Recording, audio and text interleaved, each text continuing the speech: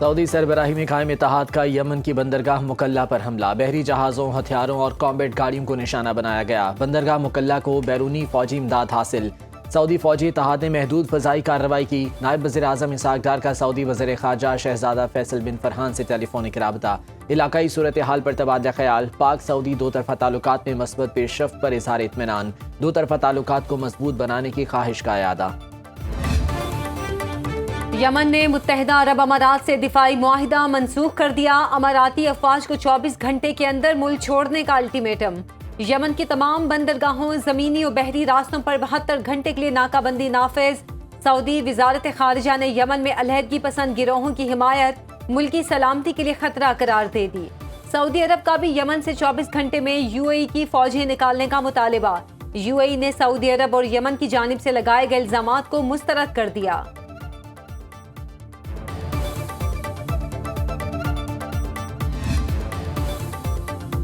روس کا صدر پیوٹن کی رہائش گاہ پر یوکرینی ڈرون حملے کا دعویٰ۔ پاکستان کی پیوٹن کی رہائش گاہ کو نشانہ بنانے کی مذمت۔ وزیر اعظم شہباز شریف نے کہا، پاکستان روسی فیڈریشن کے صدر، روسی حکومت اور عوام کے ساتھ مکمل یکجہتی کا اظہار کرتا ہے۔ امریکی صدر ٹرمپ اور پیوٹن میں ٹیلی فونک رابطہ۔ کریملن کے مطابق پیوٹن نے ٹرمپ کو مذاکرات پر روس کے نظر ثانی شدہ فیصلے سے آگاہ کیا۔ ماسکو کا امن کے لیے امریکہ کے ساتھ کام جاری رکھنے کا اعادہ۔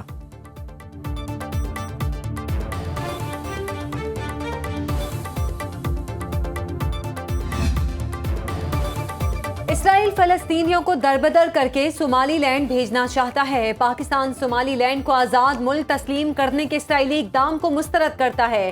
اقوام متحدہ کی سلامتی کونسل کے ہنگامی اجلاس سے مستقل نائب مندوب عثمان جدون کا خطاب۔ کہا، اسرائیلی رویہ غیر ذمہ دارانہ اور خطے میں عدم استحکام پیدا کرنے کی کوشش ہے۔ فلسطینی عوام کی بے دخلی کی کوشش عالمی قوانین کی خلاف ورزی ہوگی۔ اقوام متحدہ کی قرارداد کے مطابق مسئلہ فلسطین کے دو ریاستی حل کی حمایت کا اعادہ۔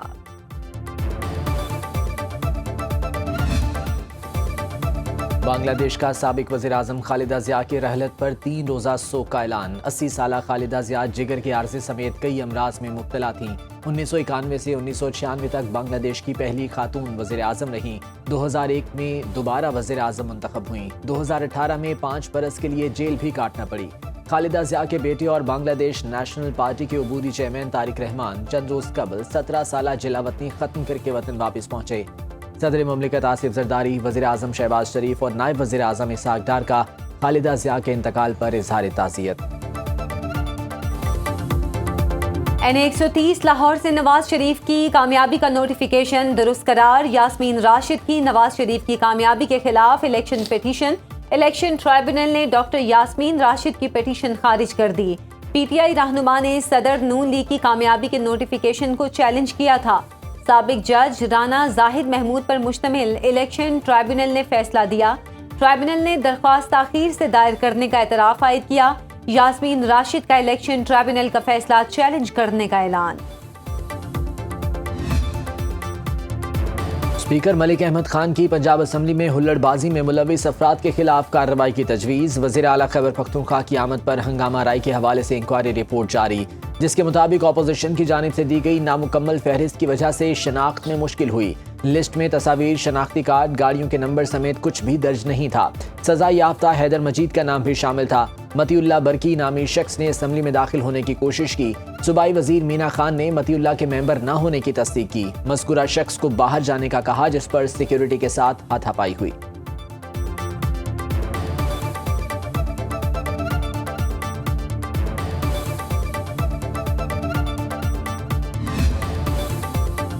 وزیر اعلیٰ خیبر پختونخوا کا پنجاب وزٹ آفیشیل نہیں تھا۔ گورنر خیبر پختونخوا فیصل کریم کنڈی کہتے ہیں، پنجاب اسمبلی میں جو ہوا نہیں ہونا چاہیے تھا۔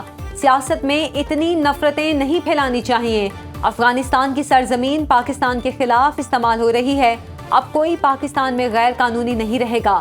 افغان باشندوں کو افغانستان جانا چاہیے۔ ماضی میں دہشت گردی کے واقعات میں افغان شہری ملوث نکلے۔ وزیر اعلیٰ سہیل آفریدی کو کہتا ہوں، آئیں اپنے اداروں کو سپورٹ کریں۔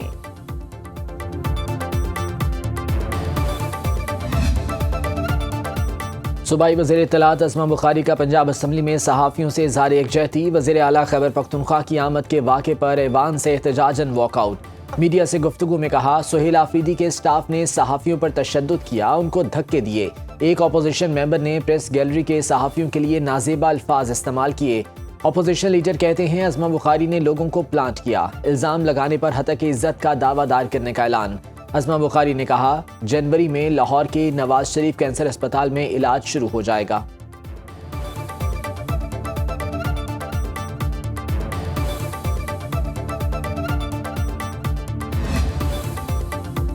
रवा माली साल की पहली तिमाही में शरह नमू में 3.71% का इजाफा हुआ। वजीर मनसूबाबंदी एहसन इकबाल का कहना है, गुज़श्ता माली साल की पहली तिमाही के मुकाबले में शरह नमू में 2.15% इजाफा हुआ, जो मुल्की पैदावार में इजाफे के रुझान का सबूत है। इसी वजह से सनती शोबे की पैदावार भी बढ़ी। सनती शोबे की पैदावार में 9.38% का इजाफा हुआ। सैलाब, माली कटौती, तवानाई, सब्सिडी के खात्मे और महंगाई के बावजूद पैदावार में इजाफा खुशाइंद है। कराची में खुले मैनहोल में गिरने वाले 8 साला दिलबर अली की तदफीन। इंतजामिया की बेहिसी बरकरार। कोरंगी मेहरान टाउन के खुले गटर पर ताहाल ढक्कन न लग सका। इकलौती औलाद के बिछड़ने पर वालिदैन गम से निढाल। डिप्टी मेयर कराची सलमान अब्दुल्ला मुराद की घर जाकर लवाहिकीन से ताज़ियत। कहा, यूसी चेयरमैन को 10 दिन पहले गटरों के ढक्कन दिए। सानहे के जिम्मेदारों को सख्त सजा देंगे। कराची में रवा बरस मैनहोल और नालों में गिरकर 27 अमवात हो चुकी।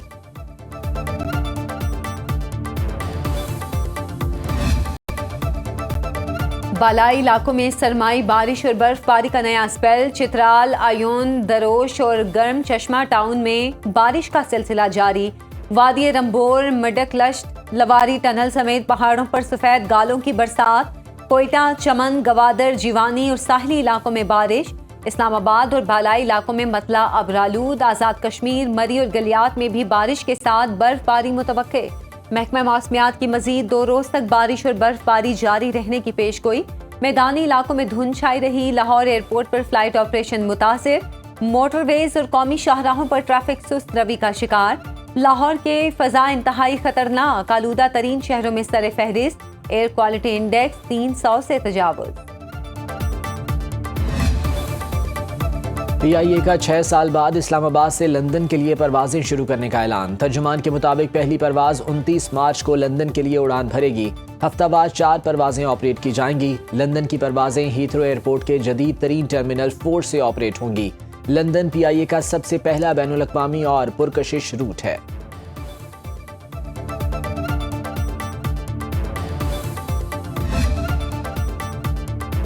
पाकिस्तान फ्री लांसिंग करने वाला तीसरा बड़ा मुल्क बन गया। नौजवान बड़ी मुआशी कुव्वत बन सकते हैं।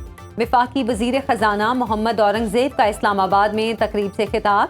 कहा, पाकिस्तान की आबादी का ज्यादातर हिस्सा नौजवानों पर मुश्तमिल है। हुकूमत की तवज्जो नौजवानों को हुनरमंदी की तरबियत देने पर मरकूज है। हमारा असल मसला नताइज में नज़्म व ज़ब्त की कमी है। हम 24 करोड़ आबादी पर मुश्तमिल एक कौम है। सालाना शरह नमू 2.5% है। गुर्बत के खात्मे के लिए पायदार मुआशी बेहतरी की तरफ बढ़ना बहुत ज़रूरी है। PSIB में ख़वातीन को हुनरमंद बनाने पर तवज्जो दी जा रही है। हेल्थ सेक्टर को सही समत ना दी तो ये नेशनल क्राइसिस बन जाएगा। एहतियात इलाज से बेहतर है। वफाकी वज़ीर सेहत मुस्तफ़ा कमाल का इस्लामाबाद में सेमिनार से खिताब। कहते हैं, अस्पतालों पर बोझ कम करने के लिए ज़रूरी है अवाम को बीमार होने से बचाया जाए। पाकिस्तान में एक वक्त में बहुत से लोग बीमार हो रहे हैं। वज़ीर सेहत ने कहा, अवाम को इलाज मौलजे की मयारी सहूलतों की फराहमी अव्वलीन तरजीह है। किसी भी मुल्क के लिए सेहत का मसला नेशनल सिक्योरिटी का मसला है। पाकिस्तान में सेहत के निज़ाम को जदीद खुतूत पर उस्तवार कर रहे हैं। सेहतमंद शहरी ही सेहतमंद मुआशरा तश्कील देते हैं।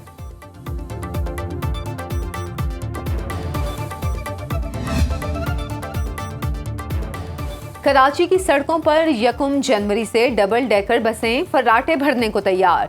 सीनियर वजीर सिंध शर्जील इनाम मेमन ने ऑरेंज लाइन को ग्रीन लाइन से मुंसलिक करने का इफ्तिताह कर दिया। तकरीब से खिताब में कहा, डबल डेकर बसों से ट्रैफिक के मसाइल हल होंगे। जब दलील कमजोर हो तो तशद्दुद की राह इख्तियार की जाती है। लोगों को ज़दोकोब करना किसी सूरत दुरुस्त नहीं।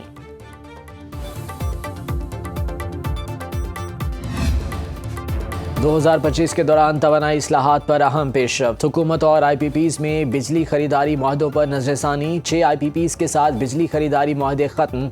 14 IPP سے نئی شرائط پر اثر نو معاہدے. ہوگ پر چلنے والے 9 پاور پلانٹس کا ٹیرف نصف کیا گیا. فرنس آئل پر چلنے والی 4 حکومتی جنریشن کمپنیز بند. گردشی قرض کا بڑا مسئلہ تاحال برقرار. ادائیگی کے لیے بینکوں سے 1225 ارب روپے قرض لینا پڑا. تقسیم کار کمپنیز کو اب بھی 16 تا 17% ترسیلی اور تقسیمی نقصانات کا سامنا. صارفین پر بجلی کی لاگت سے زیادہ سرچارج زائد. ماہرین کے مطابق نجکاری اور مسابقت سے ہی عوام کو ریلیف مل سکتا ہے.